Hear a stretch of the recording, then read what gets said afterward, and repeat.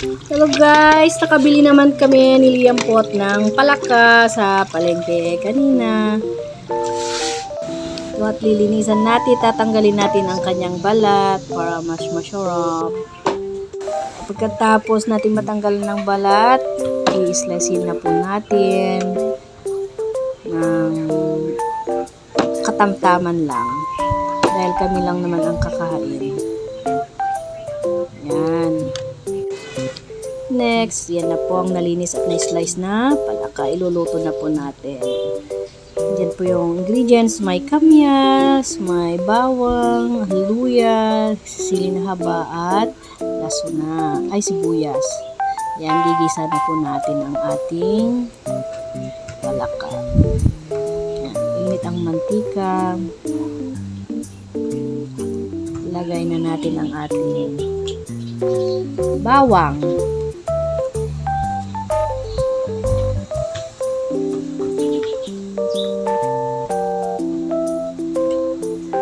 Sunod naman natin ang ating luya.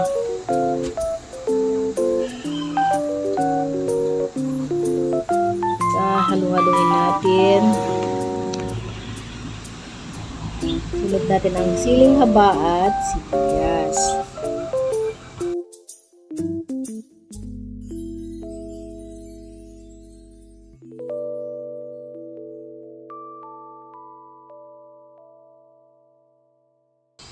Pag naging translucent na, lagay na po natin ang ating palaka.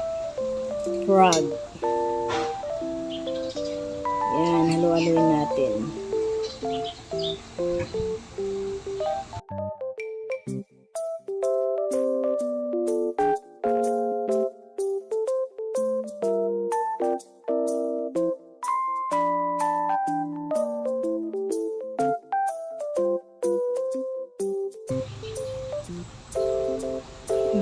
Takpan natin.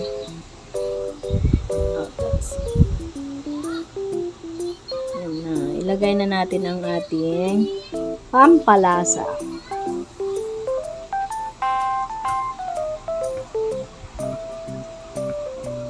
Asin. Dagdag pa ng asin.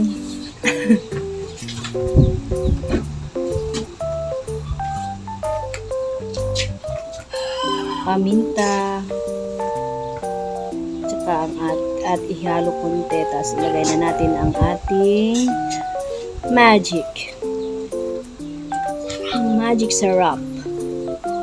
Lagyan ng tubig.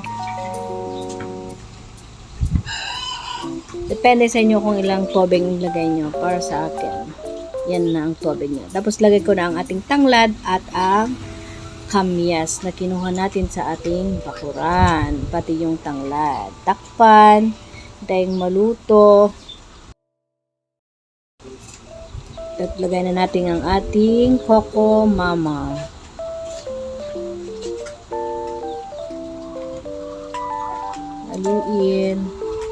Haluin natin ulit